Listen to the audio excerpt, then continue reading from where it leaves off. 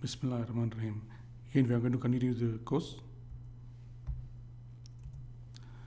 What are project stakeholders? See, stakeholders, they are the individuals and organizations that are either actively involved in the project or whose interests may be positively or negatively affected by the project and its outcome.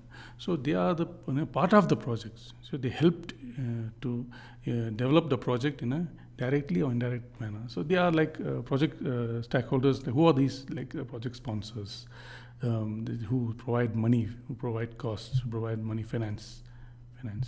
Then managers, then project team, then support staff, customers, then users, then suppliers, opponents of the project. So these are very, very important persons who are part of the project. Then we have some advantages of project management. Like first, we have some 5 steps, main steps.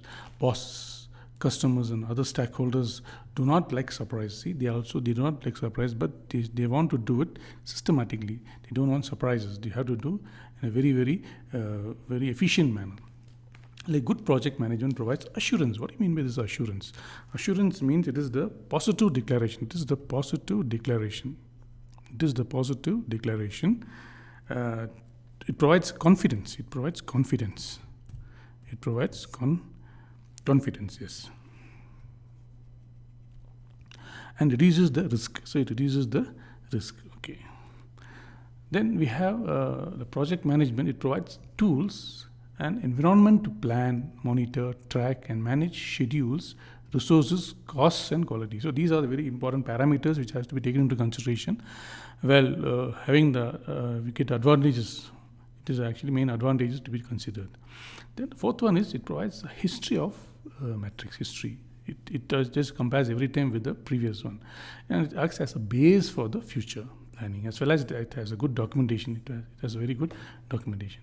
Finally, these members of project, they learn how to grow and by working in a cross-functional team. That's what I said in the beginning. Cross-functional team is that people working with the other department so that they are doing in a very efficient manner to solve the project-related issues.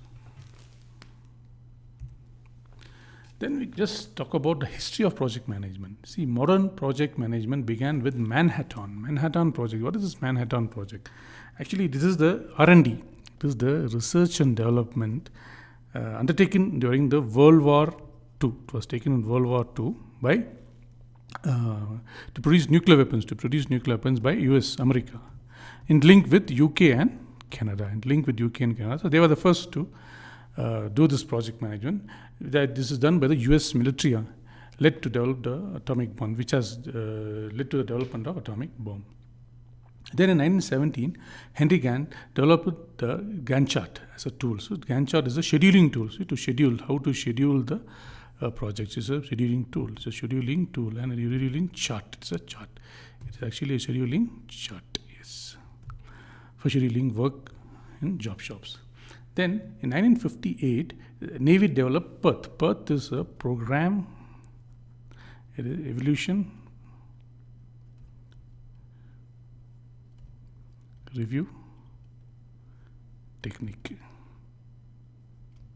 It's a program evolution review technique. So it's like a scheduling technique. So to find the time, like for example, is to find the process. For example, when you do a process, how to find out the path of a particular problem.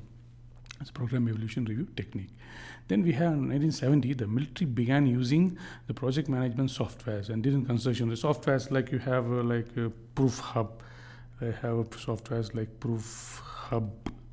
Then you have Scoro. Then you have Basecamp. So these are the very famous softwares of project management. In 1990, virtually every industry was using some form of project management. What do you mean by virtually? Virtually means almost. Virtually means almost nearly everyone.